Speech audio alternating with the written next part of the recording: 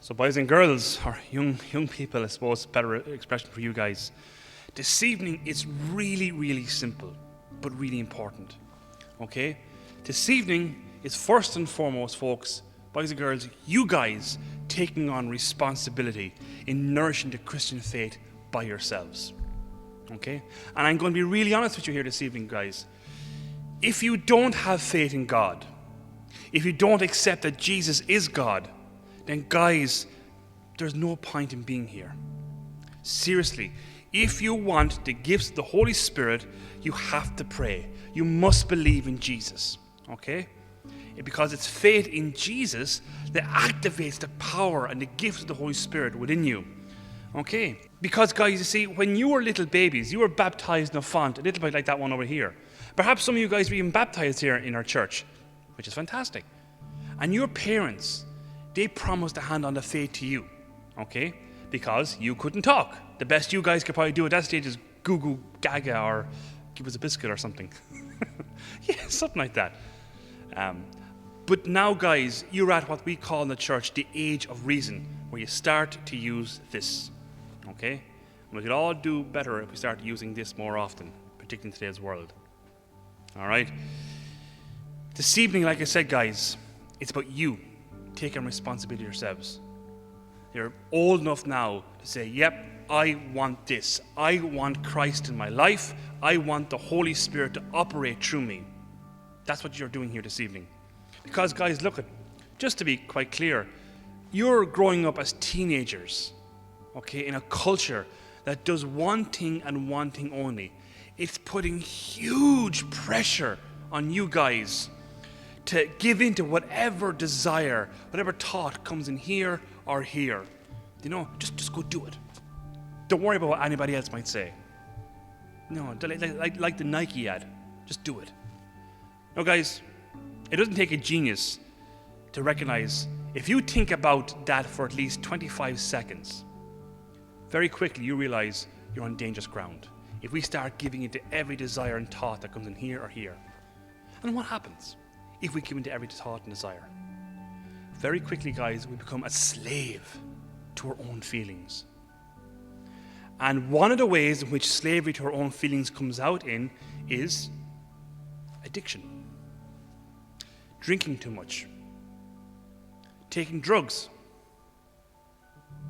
Or a big issue in today's world, guys, is using the internet for really serious and dark purposes. Doing and looking at things we shouldn't be doing with the internet. Now, when we go down that road, which none of us want you guys to go down that road, but if you start going down those roads, nobody wins. You'll end up destroying how you look at yourselves and the people around you. Because, boys and girls, I'm being quite frank with you here this evening. Spiritual evil is very real. Okay? Spiritual evil is very real. And it does its best to influence you and me to waste your life, to go down one of those dark paths, if not more than one. And that's a path you don't want to go down. And this evening, I'm going to anoint you with the holy oil of chrism, which is blessed by Archbishop Farrell last Easter. And I'm going to make the sign of the cross upon your forehead as a physical sign of God's mark of ownership upon you. All right? Be sealed with the gifts of the Holy Spirit. Now, we call them 7 gifts of the Holy Spirit. I like to sometimes refer to them as weapons. 7 weapons of God to help us fight the good fight in this world, to be the men and women which Christ has called you and me to be. Not easy, but it's very much doable with God's help. And the 7 gifts are, of course, wisdom. Guys, wisdom is about being able to recognize God and not get bogged down in wasting your life and doing things that just don't last. Aim for what the ambitious gifts of faith, hope, and love.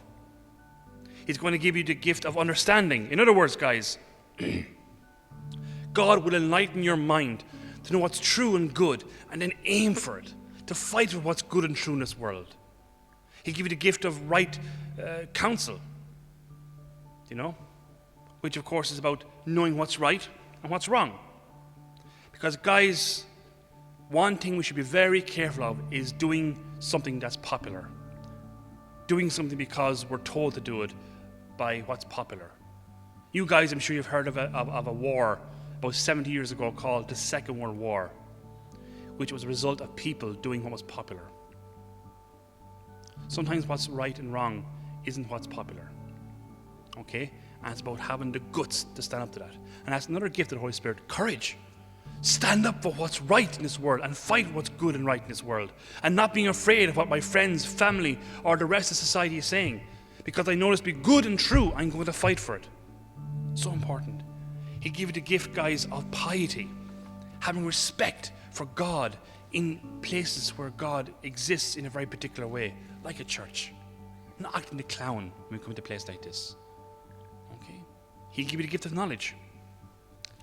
In other words, the more you get to know God in your life, the more you're going to know yourself. And guys, we need more men and women who know who they are in this world, with God's help.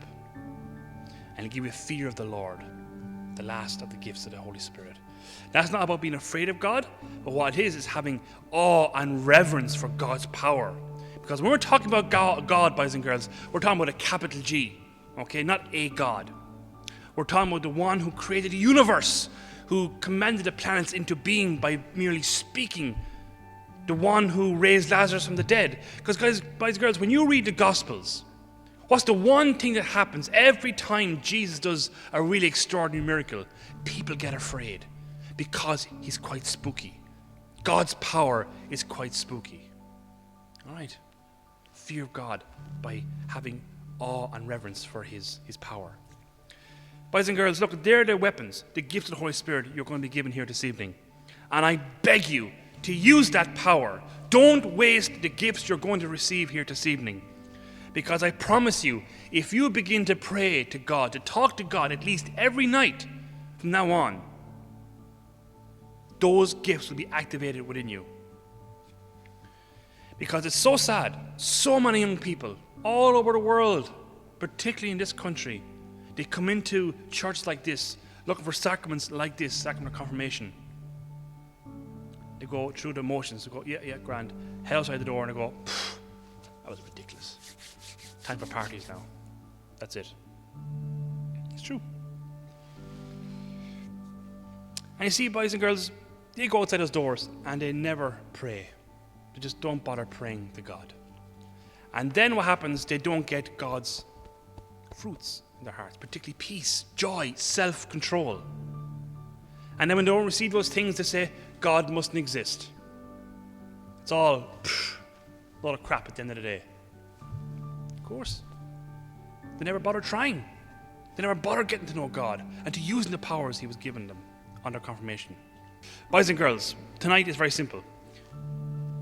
Please take what's about to happen to you seriously, because God is taking you seriously.